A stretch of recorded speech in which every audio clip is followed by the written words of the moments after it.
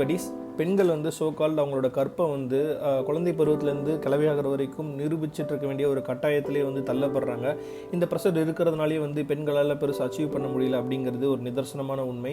இந்த மாதிரியான கேள்வி எழுப்புறாங்க. ஒரு பொண்ணு குழந்தையாக இருந்து வந்து பியூபர்ட்டி அட்டன் பண்ணுற டைமில் வந்து நீ ஸ்கூலுக்கு வந்து படிக்க வரியா இல்லை வந்து பசங்க கூட அரட்டை அடிக்க வரியா அப்படின்னு கேள்வி கேட்குறதாகட்டும், இல்லை வந்து ரோட்டில் நீ வயசு பொண்ணு ரோட்டில் என்ன அந்த பையன் கூட உனக்கு என்ன அப்படி பேச்சு, அதெல்லாம் நல்லா இல்லைன்னு சொல்கிறது, இல்லை வீட்டில் 6 மணிக்குள்ளே வீட்டுக்குள்ளே வந்துடணும்னு சொல்கிறது. அப்புறம் காலேஜ் படிக்கிற பொண்ணாக இருந்தால் ஃபோனே பார்த்துட்டு அப்படி யார் கூட தான் பேசுவேன், கிளாஸ் 4 மணிக்கே முடிஞ்சிச்சு, இப்போ மணி வந்து 5:30 6 ஆகுது, இவ்வளோ நேரமாக அப்படி என்ன பண்ணிட்டு இருந்தேன், அது எப்படி உனக்கு மட்டும் ஸ்பெஷல் கிளாஸ் வைக்கிறாங்க, பக்கத்து கிளாஸ் அந்த பொண்ணுக்கெலாம் வந்து பக்கத்து வீட்டில் இருக்கிற அந்த பொண்ணுக்கெலாம் ஸ்பெஷல் கிளாஸ் வைக்கலேன்ற ஒரு சந்தேக பார்வையோட கேள்வி கேட்குறதாகட்டும், இதெல்லாம் வந்து மேலோட்டமாக ஒரு பெண்களோட பாதுகாப்புக்காக கேட்குன்ற கேள்வியாக தான் வந்து எல்லாருமே சொல்லுவாங்க.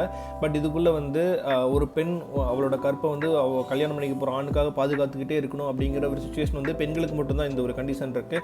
ஒரு பையனாக இருந்தால் அவனோட கற்பை பற்றி யாருமே இந்த உலகம் வந்து கவலைப்படுறதே கிடையாது. ஸோ அந்த பொண்ணு வந்து படிப்படியாக வளர்ந்து கல்யாணம் ஆனதுக்கப்புறம் கணவனுக்கும் மாமனார் மாமியாருக்கும் ப்ரூவ் பண்ண வேண்டிய சுச்சுவேஷனுக்கு தள்ளப்படுறாங்க. அது மட்டும் இல்லாமல் அந்த பொண்ணு வேலைக்கு போகாத பொண்ணாக இருந்தால் நீ சப்போஸ் ஃபோன் பண்ணும்போது ஃபோன் பிஸியாக இருந்தால் என்ன ஃபோன் பிஸியாக இருந்தது அப்படி யார் கூட பேசிகிட்டு இருந்தேன்னு கேட்குறதாகட்டும், இதே வேலைக்கு போகிற பொண்ணாக இருந்தால் ஏன் இவ்வளோ நேரம் வேலை முடிஞ்சு வருது, ஏன் இவ்வளோ நேரம் ஆகுறது, இந்த மாதிரி எல்லா கேள்வியுமே வந்து சந்தேக பார்வையோட கேள்வி கேட்கப்படுது அப்படிங்கிறது ஒரு பெண்ணுக்கு தான் வந்து புரியும். நமக்கு வந்து இது மேலோட்டமான ஒரு கேள்வியாக இருக்கலாம். பட் இது எல்லாமே வந்து இன்டென்ஷனல் ஒரு ஆணாதிக்க மைண்ட் செட் தான்.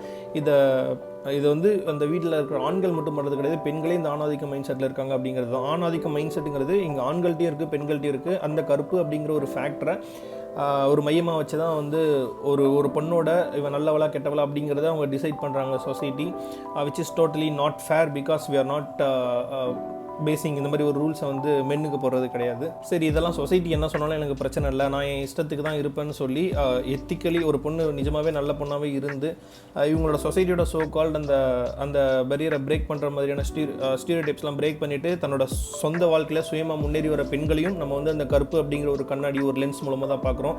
வேறஸ் அதே ஒரு ஆண் வந்து சாதிச்சிட்டான் அப்படின்னா அவனோட மற்ற லைஃப்ஸ் எதுவுமே பார்க்குறது கிடையாது, இந்த மாதிரி கருப்பு கண்ணாடியோட நம்ம பார்க்குறது கிடையாது. we are just seeing his achievement. Why not the same is the case when it comes to women?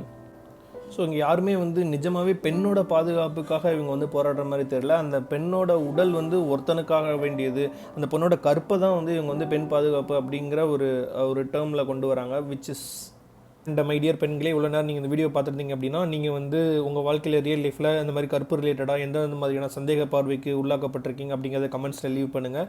we can discuss more on that. அந்த சப்ஜெக்ட் இன்னும் டீப்பாக எக்ஸ்ப்ளோர் பண்ணலாம் அப்படின்னு நான் நினைக்கிறேன். எஸ், நன்றி, வணக்கம்.